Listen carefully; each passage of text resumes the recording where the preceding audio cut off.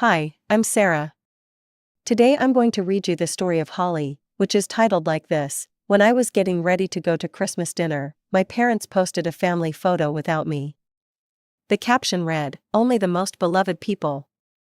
So I canceled the catering. Then 53 missed texts. I called and said only 6 words. Well, let's go. I was finishing up paperwork at Romano's when Mom called. "Holly, come over for dinner tonight, the whole family will be here." I glanced at my watch. 5 p.m. and I still had reports to review, but saying no to Mom wasn't an option. What time? 6:30, don't be late. She hung up before I could respond. I'm Holly Patterson, 30 years old, and I manage Romano's restaurant. It's upscale, always busy, and the pay is good but the hours are brutal. Most nights I don't get home until after 10. I drove to my parents' house in the suburbs, the same 3-bedroom place where I grew up. Through the window I could see my older brother Marcus with his wife Jenny and their kids Emma and Luke. My younger sister Chloe was on the couch with her boyfriend Derek. Mom had made pot roast, mashed potatoes, and green beans. We sat around the same table from my childhood, Marcus and Jenny with the kids, Chloe and Derek on one side, me next to Mom. "So Marcus, how's the new promotion going?" Dad started immediately. Marcus launched into details about becoming senior account manager at his insurance company. Jenny talked about how proud she was, how they could finally think about buying a bigger house. "Emma's reading at 5th grade level already," Jenny added. "That's wonderful," Mom beamed. "Luke, tell Grandma what you learned in preschool." I ate my pot roast while they discussed Marcus's work, Jenny's part-time job, Emma's swimming lessons, Luke's potty training. When they finished with Marcus's family, attention turned to Chloe. "Derek, how's the new job at the bank?" Dad asked. "Really well, sir. Actually, we wanted to tell you something." Derek squeezed Chloe's hand. "I proposed last weekend, we're engaged." The table erupted. Mom cried happy tears, Dad pumped Derek's hand, Marcus clapped his back. Jenny wanted to see the ring. Even the kids got excited. "Oh honey, this is wonderful," Mom hugged them both. "When's the wedding?" "Next fall, nothing too big, but we want to do it right. Derek's parents want to meet you all. Maybe dinner next month." I kept eating, cutting my meat smaller and smaller. This was normal. Marcus and his perfect family got the spotlight first, then Chloe with whatever milestone she was hitting.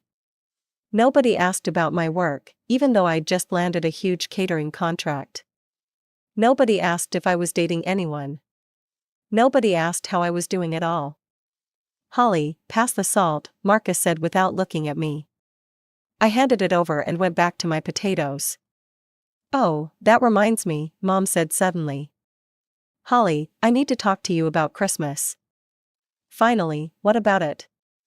"We're having Christmas here, but it's going to be much bigger than usual. Marcus, Jenny's parents are coming, and her sister's family. Derek's parents, plus his brother and wife. And all the usual family, Aunt Marie, Uncle Bob, Cousin Linda, and her kids."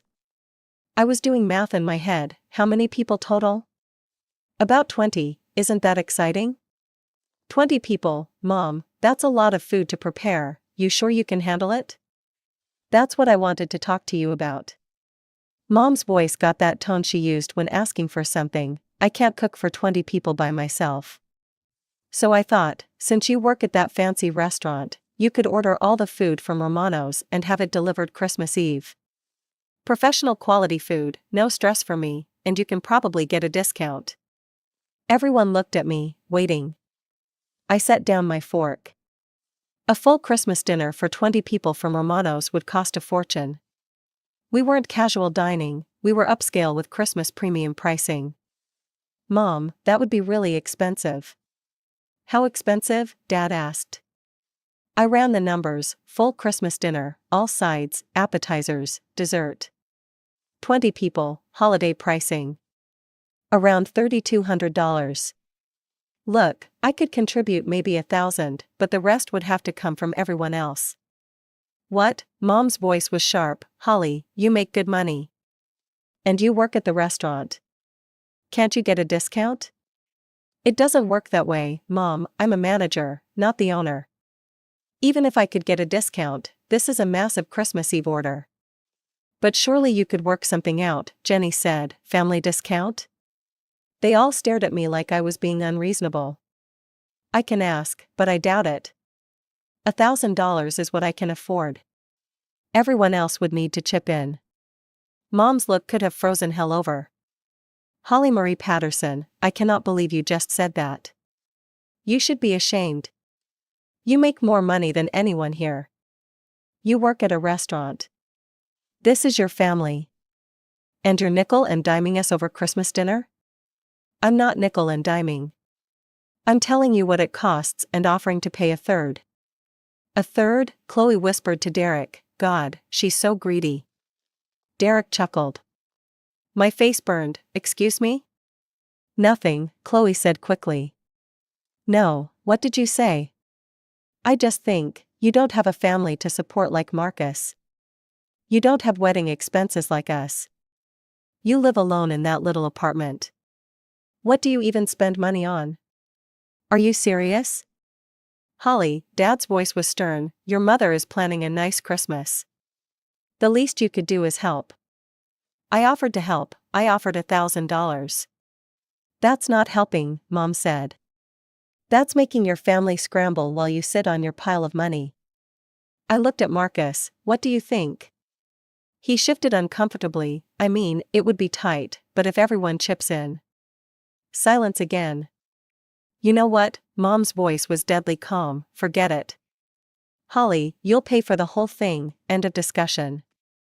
You make plenty of money, you eat the food too, and it's your contribution to family Christmas. I stared at her, at Dad nodding along, at Marcus and Chloe avoiding my eyes. Fine, I'll order the food. Good, delivered at 5 o'clock Christmas Eve. I nodded and went back to my pot roast, appetite gone. Conversation moved to Emma's school play, Luke's toys, Chloe's wedding planning. I finished eating in silence. After helping clear dishes, I drove home gripping the steering wheel. $3,200. But it was Christmas and family, and apparently I was the only one who could pay. Next morning, I placed the order at Romano's. Prime rib, honey glazed ham, all the sides, appetizers, 3 desserts. Everything for a perfect Christmas dinner. I put down $1,500 deposit and scheduled delivery for December 24th at 5 p.m. My boss Tony looked over the order and whistled, Big family Christmas? Something like that. Your family's going to eat like kings. I forced a smile. Christmas was 3.5 weeks away, and I had a restaurant to run. The next 3 weeks flew by in a blur of holiday rush at Romano's. December was always our busiest month, with corporate parties, family gatherings, and date nights filling every table. I threw myself into work, trying not to think about the $3,200 I'd committed to spending on Christmas dinner. Every month for the past year, I'd been sending Mom $1,000 to help with their mortgage payments. Dad had taken early retirement due to health issues, and Mom's part-time job at the library didn't cover much. Marcus and Chloe never contributed anything, but somehow it always fell to me to help out financially. Between the mortgage help and now Christmas dinner, I was looking at over $4,000 spent on my family in just 2 months. Meanwhile, Marcus was planning a vacation to Disney World with his family, and Chloe was busy planning her engagement party. Christmas Eve finally arrived. I'd taken the day off, which was rare for me. The restaurant was closed today anyway. Tony always gave the staff Christmas Eve and Christmas Day off. I called Romano's at noon to confirm everything was ready for the 5 p.m. delivery to my parents' house. All set, Holly, said Maria, our head chef. Prime rib looks perfect, ham's glazed and ready, all the sides are prepped. Your family's going to have an amazing dinner. Thanks, Maria, I really appreciate you handling this on Christmas Eve. No problem, family's important. It was 2 p.m. and I was getting dressed to head over to my parents' house. The plan was to arrive early and help with decorating and setting up for guests. I'd just put on my red sweater when my phone buzzed with a notification. Mom had posted something on Facebook. I opened the app and immediately felt sick. It was a family photo: Mom, Dad, Marcus, Jenny, Emma, Luke, Chloe, and Derek. They were all dressed nicely, smiling at the camera in the living room I knew so well. The Christmas tree was behind them, perfectly decorated. I wasn't in the photo. The caption read, "Only the most beloved and dear people to me. Merry Christmas from our family to yours." I stared at the screen, reading it over and over. Only the most beloved and dear people. I scrolled down to the comments that were already appearing. Aunt Marie had written, "Beautiful family, but where's Holly?" Mom's response made my blood freeze. "Oh, that's nothing, nobody would notice her absence anyway." I sat down heavily on my couch, still in my coat. They'd taken a family Christmas photo without me. Not only that, but Mom had deliberately captioned it to exclude me, and when asked about my absence, she'd dismissed me like I didn't matter. The worst part was that they could have waited. I was supposed to be there in an hour. They could have taken the photo when I arrived, included me like actual family. But they chose not to. They chose to take their beloved and dear people photo without me. This wasn't new. Growing up, it had always been obvious that Marcus and Chloe were the favorites. When Marcus made varsity football, Dad took him out for a celebration dinner. When I made honor roll 4 semesters in a row, nobody said anything. When Chloe got her first job at 16, Mom threw her a little party. When I got promoted to assistant manager at 25, I celebrated alone. For Marcus's high school graduation, they threw a big backyard party with all his friends. For mine, we went to dinner at Applebee's, just the 5 of us, and Dad complained about the prices the whole time. When Chloe graduated college, they rented a hall and invited the extended family. When I graduated with my business degree, they sent a card. Even holidays had always been about Marcus and Chloe. Christmas mornings when we were kids, their pile of presents was always bigger. "Holly doesn't need as much," Mom would say.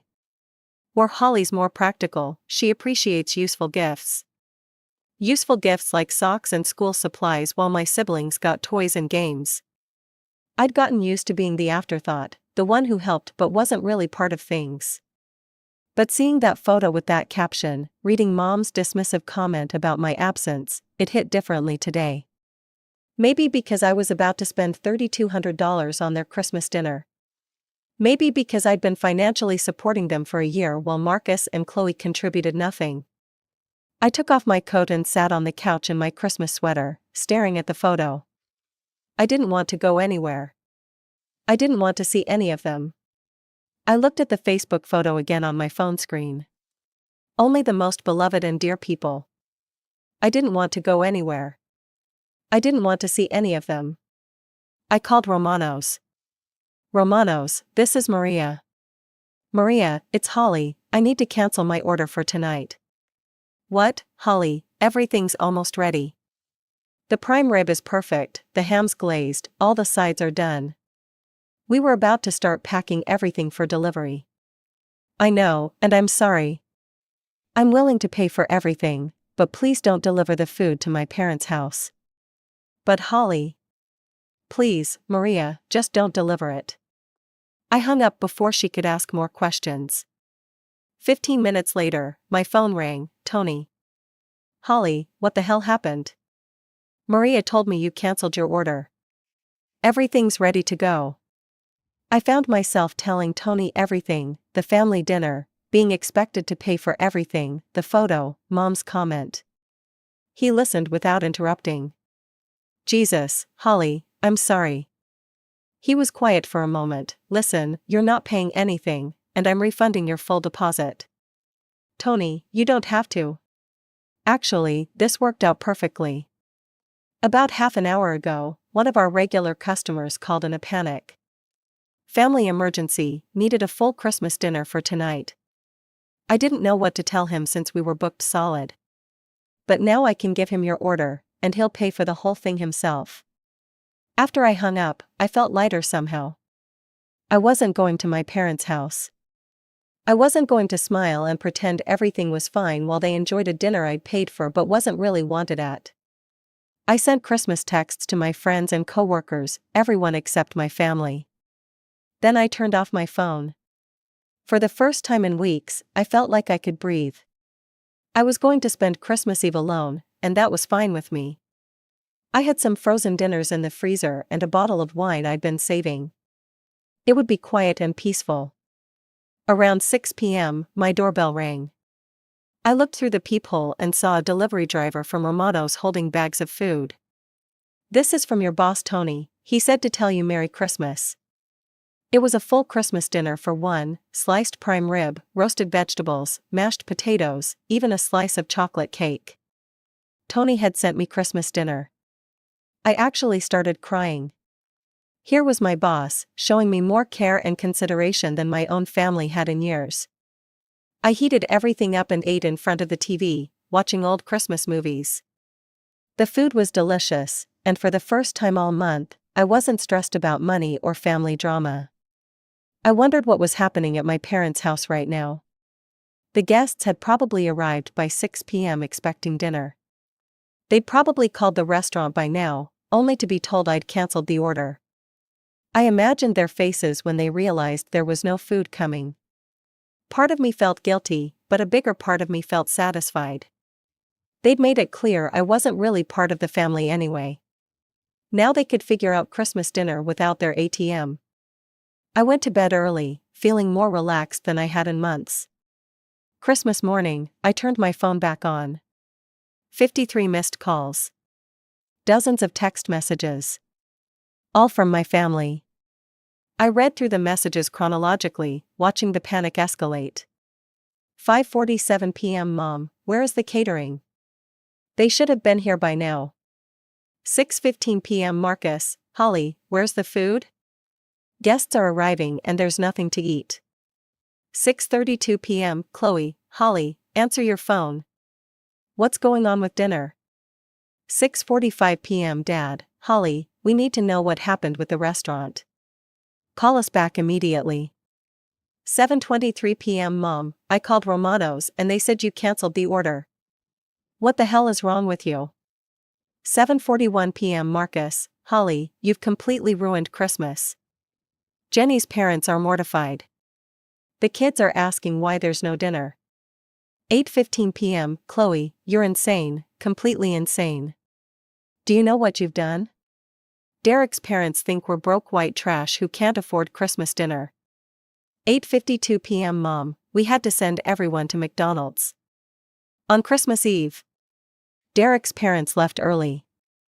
Jenny's sister was asking what kind of family we are. You've humiliated us. 9:34 p.m. Dad, Holly, I don't know what's gotten into you, but this is unacceptable. You've destroyed Christmas for everyone. The messages got angrier and more desperate as the night went on. I actually laughed reading some of them. McDonald's on Christmas Eve. I could picture Mom's face when she had to tell 20 dressed-up guests that dinner would be Big Macs. At 10 a.m., my phone rang. Mom, I answered this time. Holly, Mom's voice was so loud I had to hold the phone away from my ear. What the hell did you think you were doing? You completely destroyed Christmas. 20 people showed up expecting a beautiful dinner and instead we had to send them to McDonald's. Do you have any idea how humiliating that was? I waited for her to finish screaming. Derek's parents left after an hour. They think we're crazy. Jenny's family was so uncomfortable. The kids were crying because they didn't understand why Christmas dinner was hamburgers. You've ruined everything. Are you done? I asked calmly. No, I'm not done. I want to know why you did this. Why you deliberately sabotaged our Christmas. I saw your Facebook post. Silence. What Facebook post? The family photo. The one where you wrote only the most beloved and dear people to me. The one where Aunt Marie asked where I was and you said nobody would notice my absence. More silence. Holly, You what, you forgot I was supposed to be there? You forgot I was paying for the entire dinner? You forgot I exist unless you need money? You misunderstood. I didn't misunderstand anything. You made it crystal clear exactly how you feel about me. So I decided if I'm not beloved and dear enough to be in the family photo, I'm not beloved and dear enough to pay for the family dinner. That's not what I meant. Yes, it is, and you know what else? I'm done being your ATM. I'm done paying for things while you ignore me. I'm done pretending we're a real family when you obviously don't see me as part of it. Holly, you're being ridiculous. I've been sending you $1,000 every month for a year to help with the mortgage. Marcus doesn't contribute. Chloe doesn't contribute. Just me. Well, that stops now.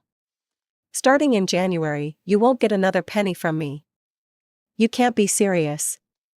Dead serious, you have 2 beloved children who can help you with the mortgage now.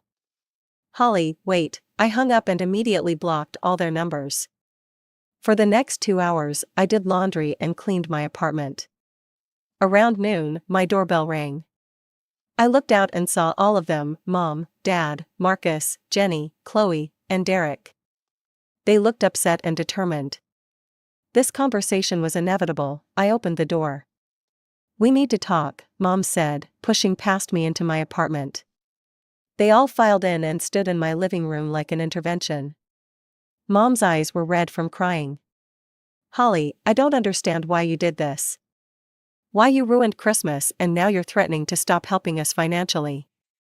I didn't threaten anything. I told you exactly what's happening.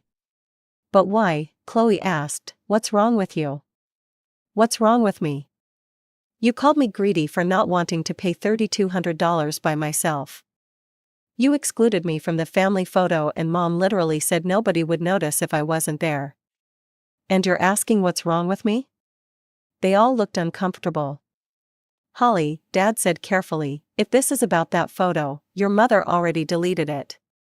I stared at him. You think this is about one photo? What else could it be about? Marcus asked. When was the last time any of you did something for me? When was the last time you asked about my life? When was the last time you treated me like family instead of a bank account? They looked at each other, confused. We always include you, Jenny started. No, you don't, you include my money. There's a difference. Mom started crying again. I don't understand why you're doing this to us. Without your help, we'll lose the house. You have 2 other children, ask them. Holly, be reasonable, Marcus said, you make more money than us. And that makes me responsible for your parents' mortgage? I walked to the door and opened it. I want all of you to leave, now. Holly, Mom tried again. Out, all of you. I'm done with this conversation and I'm done with all of you. They filed out reluctantly, Mom still crying. I closed the door and locked it.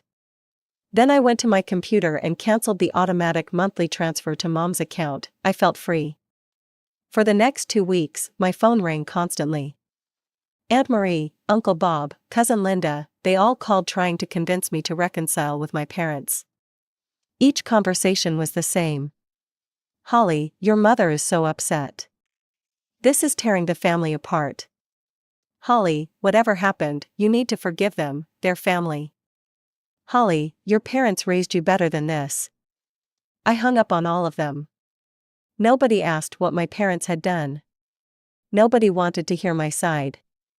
They just wanted me to fix things by giving in, like always. 2 months after Christmas, I was reviewing inventory reports at Romano's when Maria came into my office looking uncomfortable. Holly, there are some people here to see you. They say they're your parents. I looked through the office window and saw Mom and Dad sitting in the waiting area by the host station. They looked terrible, tired, stressed, older somehow. Mom and Dad walked into my office like they were approaching a funeral. Mom's eyes were puffy from crying. Dad looked like he hadn't slept in days. Holly, Mom said quietly, sitting down without being invited, we need to talk. There's nothing to talk about. Yes, there is, Dad's voice was strained, we came to apologize. I leaned back in my chair and waited. The photo was wrong, Mom said, the comment I made was wrong.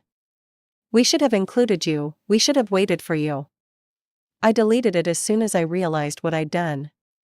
What you'd done was show me exactly how you really feel. That's not true.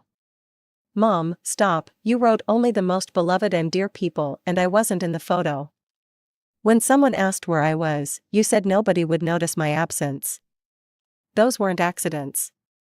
Dad cleared his throat, we've been talking to a counselor. She helped us understand some things. I raised my eyebrows, such as? Such as how we've been treating you differently than Marcus and Chloe, Mom said. How we've taken you for granted. How we've expected you to solve our problems without giving you the same attention we give your siblings. It felt surreal hearing her admit this. The counselor made us write down everything we've asked from you in the past year, Dad continued. The monthly mortgage payments, the Christmas dinner, all the times we called you for help but never called Marcus or Chloe. When we saw it all written down, we realized we'd been using you, Mom finished, and we're sorry. Dad had to go back to work, Mom continued. I'm working part-time at a grocery store now. We don't need your money anymore. We just want our daughter back. We know we messed up, Dad said. We know saying sorry doesn't fix everything. But we want to try to change how we treat you. We want to earn your forgiveness. I looked at them sitting there, looking genuinely remorseful for the first time I could remember. What about Marcus and Chloe? They're angry at first, Mom admitted. They thought you were being dramatic. But when we explained everything to them, when we told them about the counseling and what we'd realized, they understand now. Chloe cried, Dad said. She said she never realized how differently we treated you, Marcus too. They both want to apologize. I sat there processing this. It was more accountability than I'd ever gotten from my family. I'm not ready to forgive you yet, I said finally. Mom's face fell, but Dad nodded, we understand. We just wanted you to know that we recognize what we did wrong. We're working on changing. And whenever you're ready, if you're ever ready, we'd like to try again. Can we ask one thing? Mom said, can we at least call you sometimes? Not for money, not for favors. Just to check in, to see how you're doing? I thought about it, maybe, but I need time. They left quietly, and I sat in my office for a long time thinking about what they'd said. It was the first time they'd ever acknowledged their behavior. The first time they'd apologized without making excuses. 3 months passed. I didn't contact my family, and they didn't push. Occasionally Mom would send a brief text, hope you're having a good day or thinking of you, but nothing demanding a response. My bank account looked healthier than it had in years. Without the monthly $1,000 payments, I was actually saving money. I'd started looking at vacation packages, thinking about taking a real trip for the first time in my adult life. Work was going well. Tony had given me a raise after the Christmas incident, saying he'd never had a manager handle a difficult situation with such grace. I'd started dating Tom from the wine distributor more seriously. He'd met some of my friends and coworkers, and everyone liked him. For the first time in my life, I felt like I was living for myself instead of managing everyone else's problems.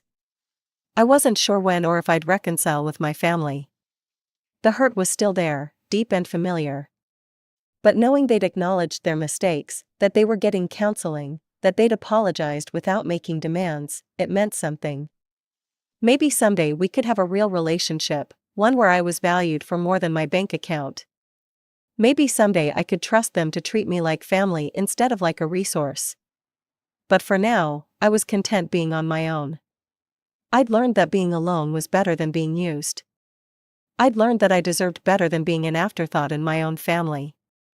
Most importantly, I'd learned that I could stand up for myself, even when it meant standing alone.